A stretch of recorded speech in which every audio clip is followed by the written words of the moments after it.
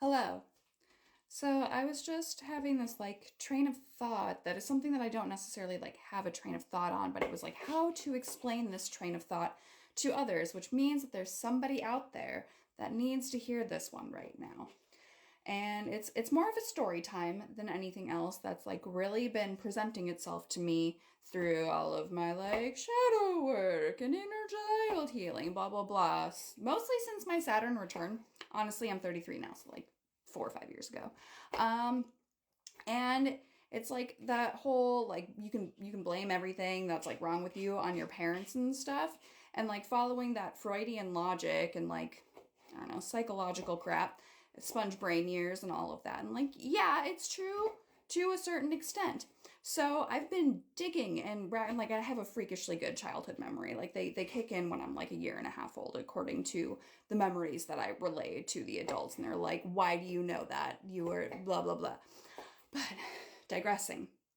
So I get into these situations that are varying degrees of abusive, whether that's romantically or friendship wise and blah, blah, blah. And I never understood where the pattern was coming from and what is it that I'm missing in my upbringing, because it's not there. I couldn't figure out where it was. And sorry, I'm cutting garlic for lunch. But it was where is it? I don't remember any of this in my childhood, blah blah blah. I always got my needs met.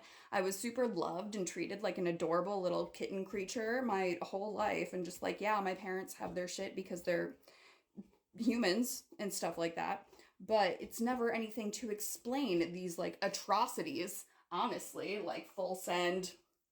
Whether it's, we don't need to get into that part, but full send atrocities and grossness and badness and narcissistic crap and blah blah blah. And I finally kind of started putting the pieces together over the past couple of years, and it's not how my parents treated each other, and it's not how my parents treated me, but it's how I grew up watching my parents allowing other people to treat them. So if you're also out there racking your brains of oh, why do I keep getting myself with these horrible friends and shitty boyfriends and shitty girlfriends, whatever floats your boats, and all of this, where does that come from? Whether it's emotionally abusive or mean girl bullshit or blah blah blah blah blah. What are your parents' friends like?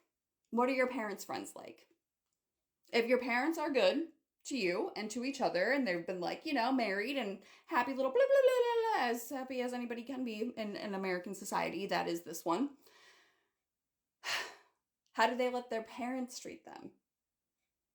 Well, maybe that's not the best example, because that would imply also, well, no, that works for half of my family. I will stick with that one. How do they let their parents treat them? How do they let their cousins treat them? How do they let their, God, what are other relatives, aunts, uncles, blah, blah, blah. How does that all play into what you observe during your sponge brain years of oh, the people that are in charge of loving and protecting me, that I love and am most loyal to, blah, blah, blah, allow this to happen to them. Therefore, it must be okay, even if we don't treat each other like that. Have fun with that rabbit hole in your brain. Good fucking luck. Every single time I hear somebody say, let's go, I, without fail, without control, hear this in my head.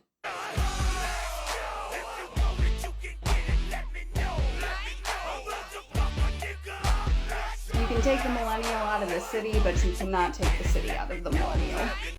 Monarch update. There's only one still down here, snacking away, getting fat enough to curl up into the chrysalis. And you have one, that's what they look like when, I guess it's not zooming or focusing. There we go. When they first get in there. And that's what they look like when they're getting ready to bust out. And you can see other little fatty back there right behind this one whose wings are almost done. And then we got this dude ready to hang, and then this one is hanging in the most ridiculous spot he could have possibly thought of. So I don't know if he's actually ready to become a chrysalis butterfly or if he's just partying. Couldn't tell you.